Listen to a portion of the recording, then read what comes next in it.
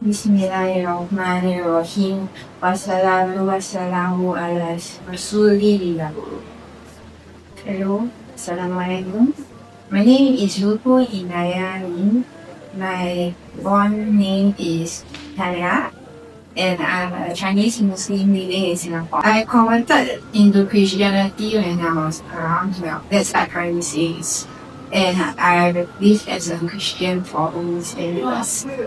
Mostly out of habit and as a way to protect myself from negative influences growing up. I accepted all the biblical doctrines at face value and went to church mostly for the community and music, especially for fellowship.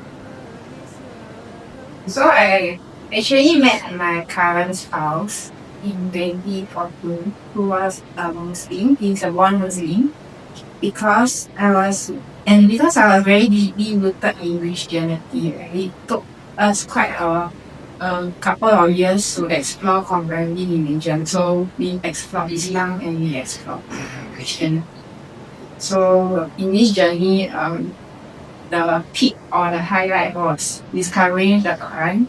So I actually got an English translation of the Qur'an, and it opened something in my heart because it's logical and my heart sort of knew that it's the truth.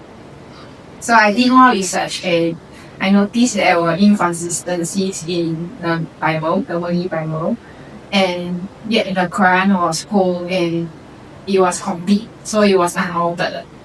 It was in its original form, and it showed me the importance of critical thinking. That if we sat down and or slowed down to reflect, our hearts will recognize the signs of our Creator. I'm going to quote a verse from the Quran. And on the earth are signs for those with sure faith, and leading yourselves do you not then see. So this is from Surah Diaries 51 verse 21. And so the Quran sort of was a bridge on the heart that reconciliated my heart and my mind. And from then on, I knew that Islam was the true religion, that Allah was only one, and I eventually embraced it. Okay, so on this part of seeking knowledge, there are two parts. So the first part, I will start off with the Quranic verse that is one of our just favorites, or one that he repeats often. So know well that there is no one who fulfills our needs and is worthy of worship except Allah. This is from 47 verse 19. Okay, so from this verse itself, right, it shows us that to truly witness who we are and who Allah is, we must seek knowledge. And what does seeking knowledge mean? It actually means that we need to remove the idols inside our hearts. These are like the worldly idols, like money, fame, recognition, and things like that. And different delusions from our hearts. So that because of these things, they veil us from Allah, and it veils our true reality. So our Prophet ﷺ actually spent 13 years to teach and to transfer this state to his companions so that they can spread it to all of us. And in this verse itself, there are hidden treasures and secrets that are passed down all the way back from Sallallahu Alaihi Wasallam's time. And these secrets are only accessible through authorized teachers and spiritual guides who are linked all the way back to these days. So only those with courage to face themselves can eventually into this knowledge. So, in this day and age, knowledge is everywhere, but so are false teachers and misinformation. So if you search for the truth without any guidance, you are like walking in a desert without a compass. So you'll go around in circles, you'll chase the mirages, and you'll lose sight of your goal. So another Quranic verse is, so ask the people of remembrance if you do not know, from Surah ﷺ 16 verse 43. So who are these people of remembrance. What does remembrance mean? These people of remembrance are actually these spiritually trained mentors with authentic chains of transmissions all the way to our our prophet. And if you look at them, you will see that they are actually like living reminders to teach us how to connect to Allah through knowledge, practice, and remembrance, which is what us Muslims call as zikr. And these teachers don't just feed the mind, they nourish your hearts and your souls. So knowledge itself is actually an honor reserved for those who Allah invites.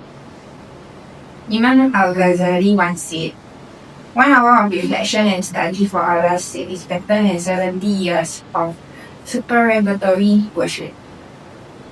So, if you really dive deep into knowledge, it will actually transform you from the inside to out.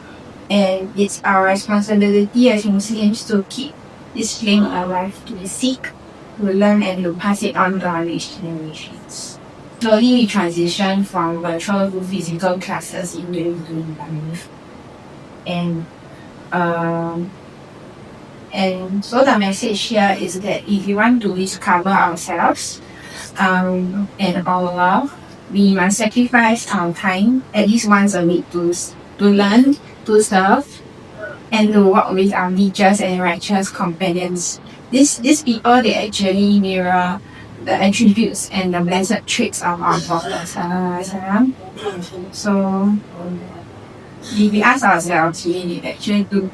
Okay, if we ask ourselves, we dedicate our whole lives, like dedicates to this world, to work, to travel, and to take care of our family. But did we actually set aside any time for the one who created all of this? And what about time spent on the best of creation, which is our Prophet Sallallahu Alaihi Wasallam? Yeah, watching this, Allah speaking to you. So take heart and come and join us as you are for our weekly classes. Come and drink from this fountain of knowledge to nourish your heart, soul, and your mind. We open this invitation to you, for the door of knowledge is a door to Allah, and whoever Allah wishes good for, He grants them understanding in religion. This is from Bukhari. And may this message be beneficial to my fellow converts and rediscovering Muslims. All good is from Allah and our sheltering wings are on me.